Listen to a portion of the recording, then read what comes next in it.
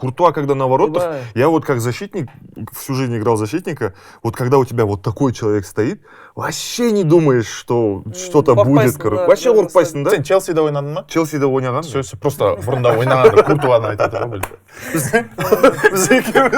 артында сен тұрғанда уверенно ойнап жүрдің, артында Куртуа тұрған Челси кезінде ғой ана. Азарлармен.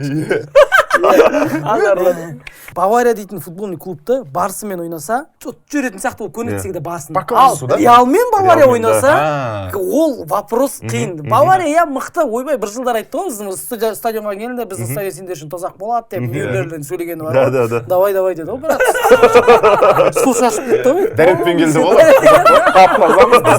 Біз өртемейміз деп па.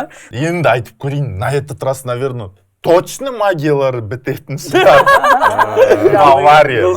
Хорош Бавария.